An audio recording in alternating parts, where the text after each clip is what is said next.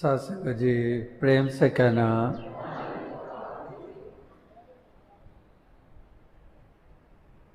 सत्संगत अभी आप भक्ति भाव से युक्त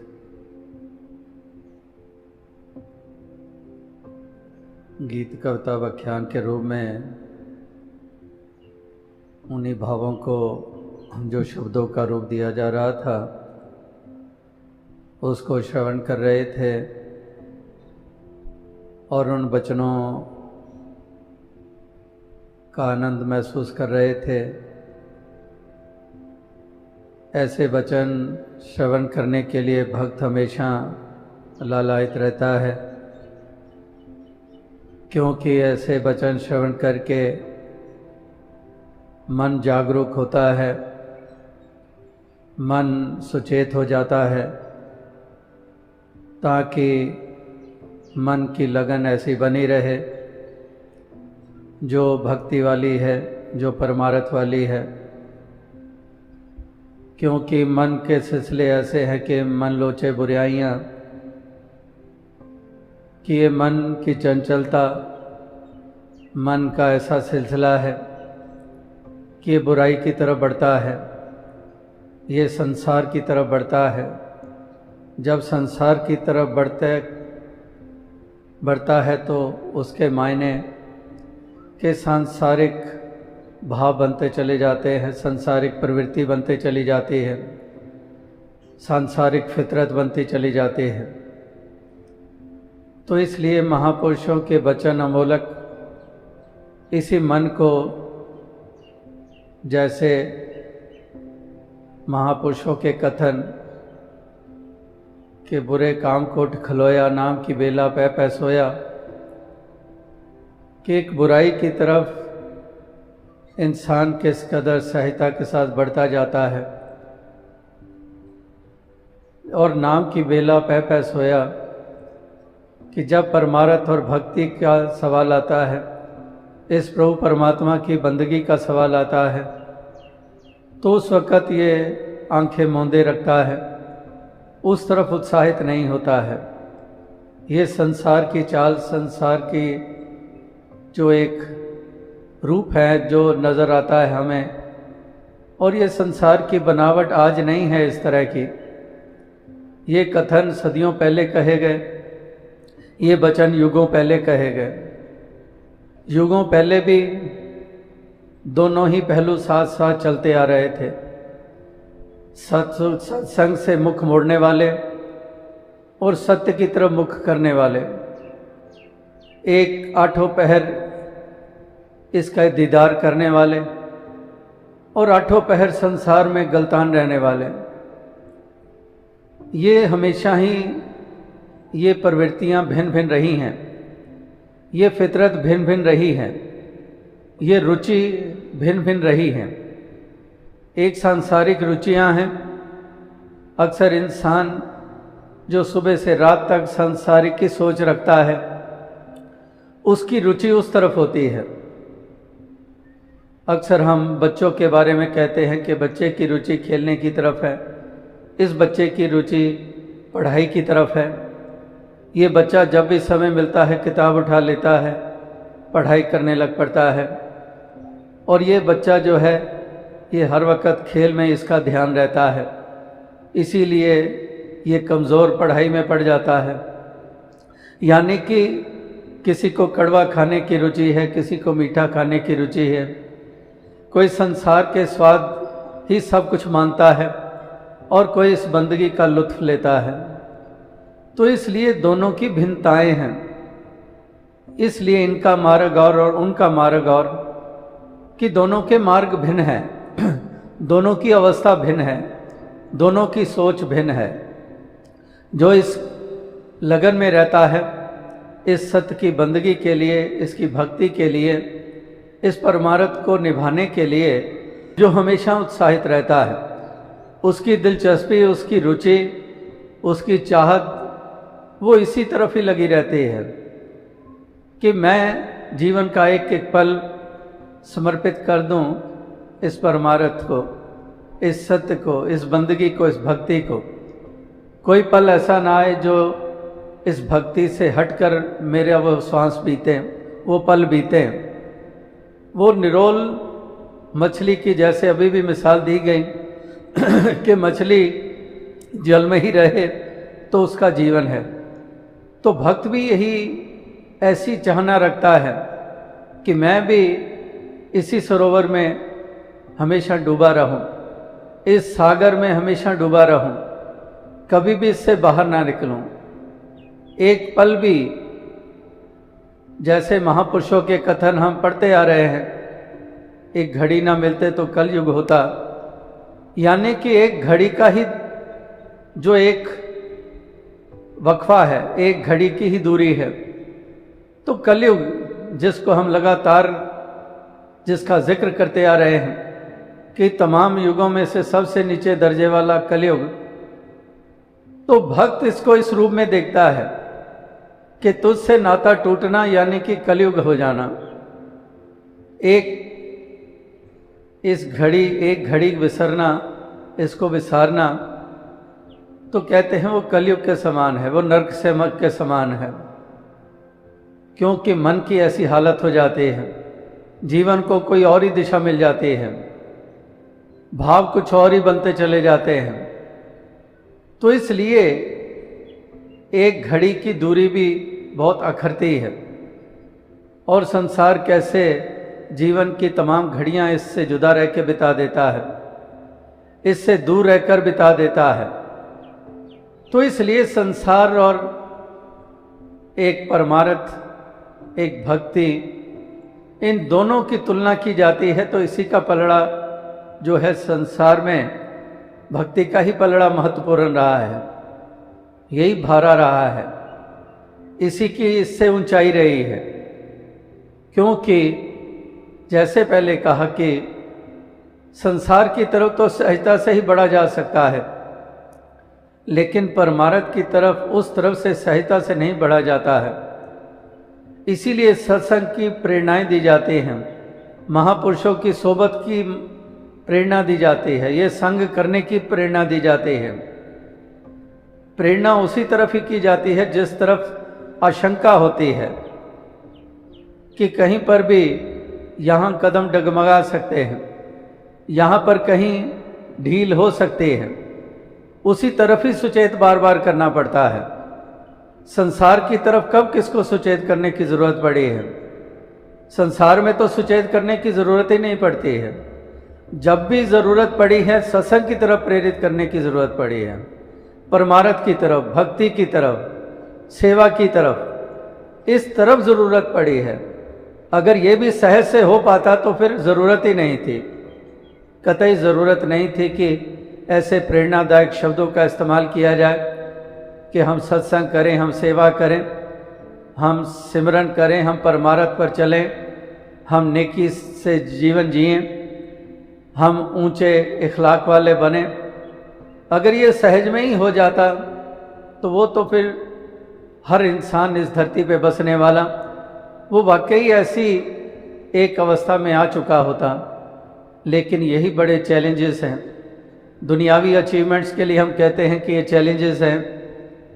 आज इतनी कंपटीशन का युग है, आज करियर वाइज या एजुकेशन वाइज जहाँ पर कंपटीशन इतना, जहाँ पर पहले कॉलेज लेवल पे सोचते थे कि या सीनियर स्कूल पे जब पहुँचते थे तो तब कहीं जाकर 80% एंड अबाव की बातें होती थी, और अभी कहाँ पर छोटी क्लासेस, अभी बच्चे स्कूल जाना शुरू हुए हैं तो वहीं पर ही हाई परसेंटेज की बातें शुरू हो गई हैं।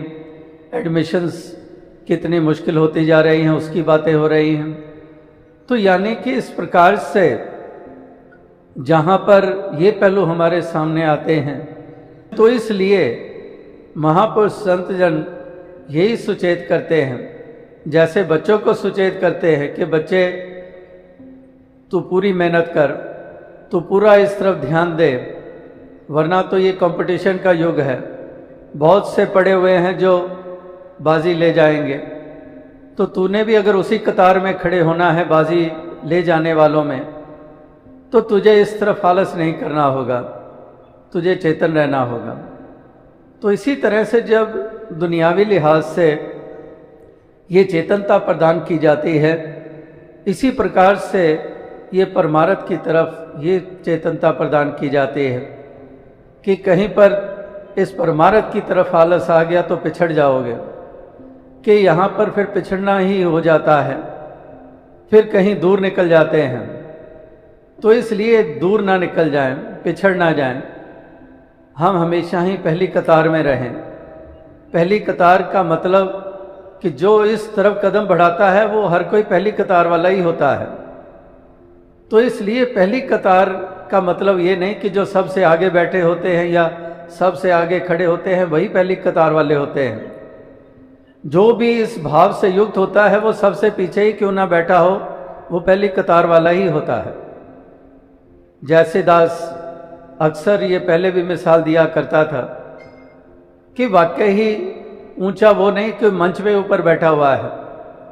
अगर दरी पे बैठा हुआ है, जोड़ों में बैठा हुआ है, भाव उसके उत्तम है, तो वो भी ऐसे ही है जैसे कि वो मंच के ऊपर बैठा हुआ है, उसकी अपनी ऊंचाई है।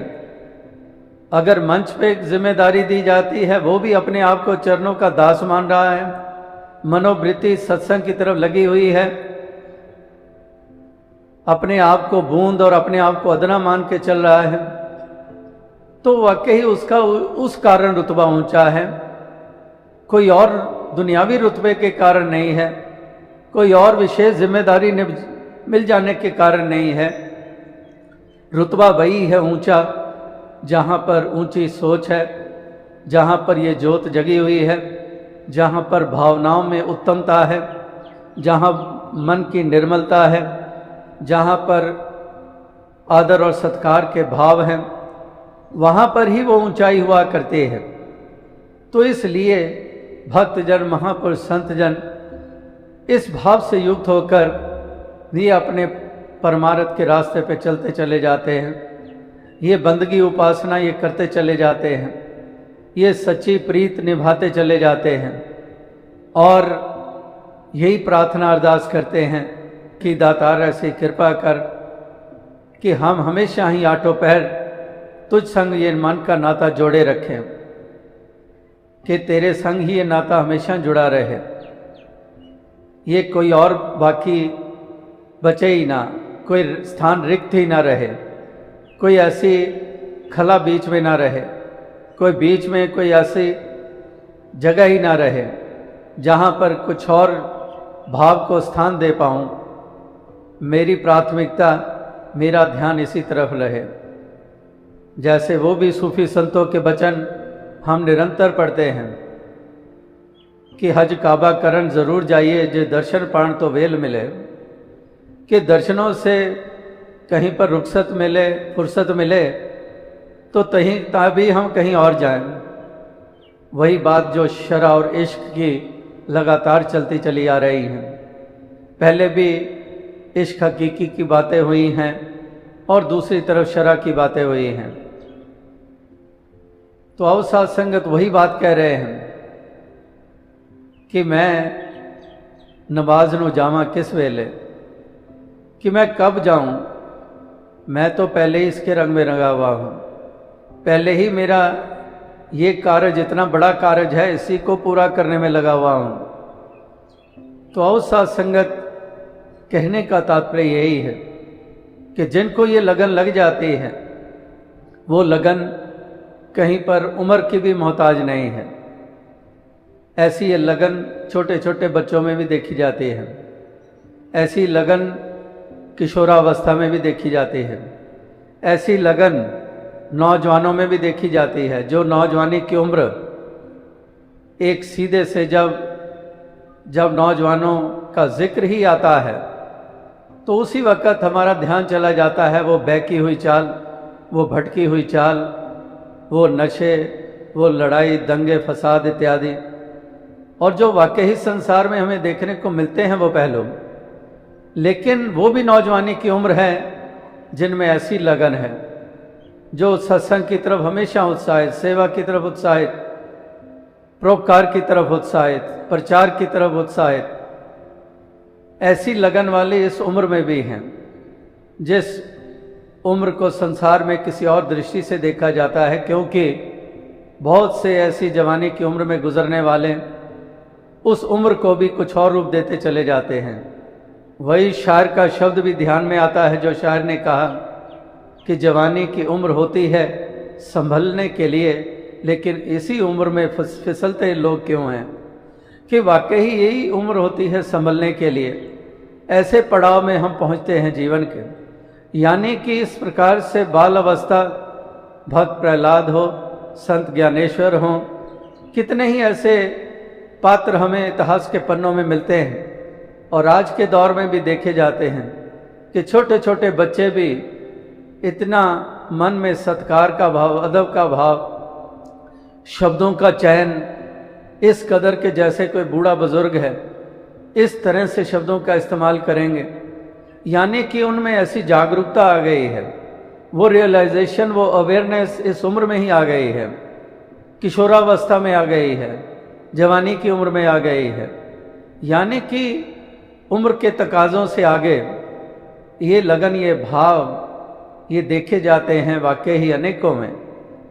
और इसलिए किसी उम्र वाला हो उसकी महत्ता है, जिसको ऐसी लगन लगती है, जो ध्यान जिसका इस और हमेशा रहता है, उठते बैठते सोते जागते जो इस पहलू को हमेशा महत्ता देता है, वो फिर बुजुर्ग है, जवान है, बच्चा है, वो हर किसी की महत्ता है, उस जीवन की महत्ता है, उसका रुतबा है। जो संसार के तमाम लोग इस संसार में विचरण करने वाले वो रुतबा ना प्राप्त कर पाए। तो आओ साथ संगत, इसीलिए संत महात्मा भक्त जनों के जो कथन हैं वो इसी तरफ ही अग्रसर करते हैं, इसी तरफ ही हमारा ध्यान दिलाते हैं। इसीलिए ये अमलीक लाल रतन कहा गया है कि ये अमलीक लाल रतन है, ये ज्वारात है। इसको सुनकर और इसको धारण करके इन वचनों को अपनाकर वाकई हम सच्ची कमाई कर लेते हैं, क्योंकि इसको अपना लिया। अपना लिए का मतलब कि अब उसके ऊपर चल निकलेंगे, इसको धारण कर लिया, वो रेखा मिल गई, वो एक ऐसा हमारे लिए हमें ट्रैक मिल गया है जिसके ऊपर ये गाड़ी आगे बढ़ानी है। तो इस तरह से महापुरुष संत जन इन वचनों को महत्ता ये देते आए हैं और इसी के ऊपर फूल चढ़ाते हैं अपने जीवन को वो दिशा देकर। इसीलिए महापुरुष संत जनों के जीवन में हमें यही उजागर पहलू नज़र आता है और उसी की शोभा होती है। आज भी जिक्र हो रहा था कि कैसे समाज में रहने वाले जब इन्हीं भक्तों के जीवन को देखते हैं, ये निष्काम सेवा में लगे हुए हैं, देश को मजबूत करने में लगे हुए हैं, ये किस प्रकार से हर उस पहलू को सर अंजाम देने के लिए उत्साहित रहते हैं, तो वो किस कदर यश करते हैं, सत्कार का भाव पैदा होता है। कि आज के ज़माने में ऐसा हो सकता है क्या?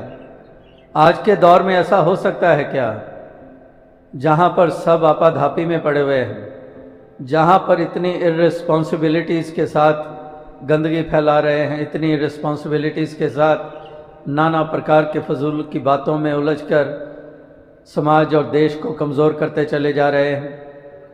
तो आज के दौर में ऐसा ये संभव हो सकता है क्या? तो कितने लोग अपनी आंखों से देखते हैं जब भक्तों, महापुरुषों को, जवानों को इस कदर तल्लीन देखते हैं, ऐसे महान कार्यों में जो जुटे रहते हैं। वाकई उनके लिए अचंभे की बात कि ये आज के दौर में तो संभव नहीं है।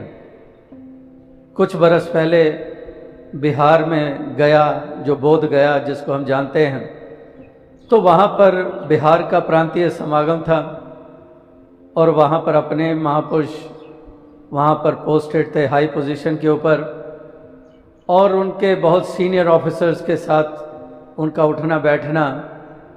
तो समागम, पहले शोभा यात्रा हुई, समागम हुआ और समागम संपन्न हो गया और साथ ही सर्किट हाउस में ही हम रहे थे और वहीं पर हम रात को आए मिलने के लिए।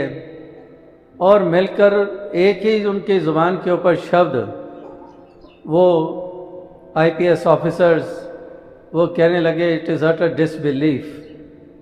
क्या ये बिहार में है? सब पंक्तियों में, कोई धक्का मुक्की नहीं, कोई शोरगुल नहीं। हम सारा दिन we are in service for a long time and we are posted in different parts of Bihar. ये इट इज़ अटर डिसबिलीफ कि इतनी शांति, इतना डिसिप्लिन, उनके लिए अचंभे की बात कि हो ही नहीं सकता, जहाँ पर यहाँ तो कोई सुनने को तैयार नहीं होता है।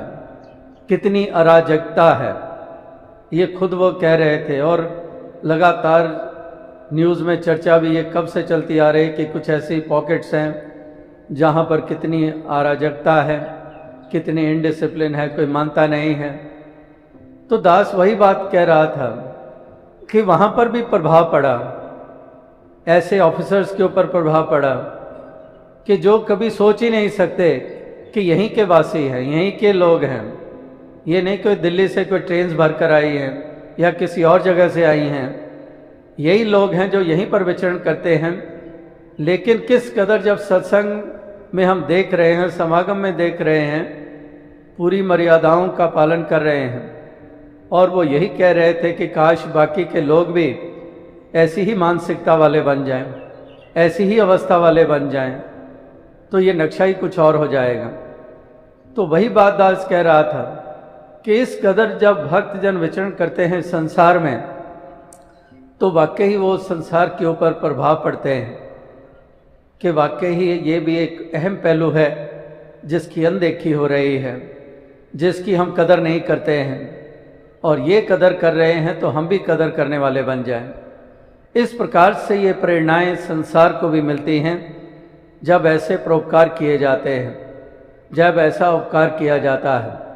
इसीलिए भक्तजन भक्ति निभाते हैं, परोपकार में भी योगदान तन मन धन करके देते चले जाते हैं, ताकि ये उजाला होता चला जाए, ये जागृति आती चली जाए, ये मानसिकता, ये सोच, ये भाव, ये ख्याल, इनको उत्तमता मिलती चली जाए, ताकि संसार के रूप जो हैं वो निखरते जाएं और हर इंसान एक सुंदर वजूद वाला बने, ऐसे वजूद वाला जो वाकई ही एक उत्तम श्रेणी वाला हो, जिसके बारे में लगातार जिक्र हो रहे हैं कि वाकई ये उत्तम रचना है प्रभु की। ये सारे जीव जंतुओं के मुकाबले में जिस इंसान की योनि में आने को उत्तम योनि मानते हैं और ये प्रभु की उत्तम रचना मानते हैं, तो वाकई इसको साबित करने के लिए वो रूप धारण करना, वो सोच और भाव, उन उसूलों को अपनाना उसके बगैर संभव नहीं है। तो इसलिए महापुरुष संत जनों ने आज भी यही भाव सबके समक्ष रखे गीत कविता व्याख्यान के रूप में, ताकि हम जिस तरफ जागे हैं इसी तरफ जागे रहें। जिस संग नाता जुड़ा है इस संग नाता जुड़ा रहे, और हम हमेशा ही अपनी सोच को ऊंची सोच बनाए रखें। कहीं पर भी नकारात्मक हमारी सोच ना बने, कहीं पर भी हमारे भाव छोटे ना पड़ें। और वो भी एक पहले भी दास ने एक दो दफ़ा जिक्र किया कि महापुरुषों की कैसी सोच होती है। जब समागमों की लड़ी में सिल्वर जुबली समागम हुआ, 25वां समागम हुआ, तो चारों तरफ इतनी जोश संगतों में, इतना उत्साह सेवा के लिए, क्या करें, क्या ढंग अपनाएं, ये स्पेशल ओकेजन है, 25वां समागम है रामलीला मैदान में।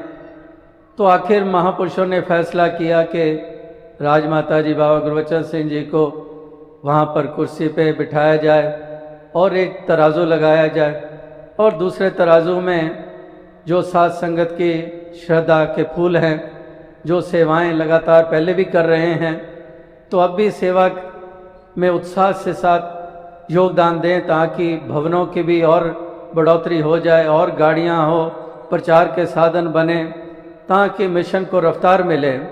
तो इसलिए वहाँ पर सेवाएं की गईं, और वो दूसरे पलड़े में वो नोट रखे गए।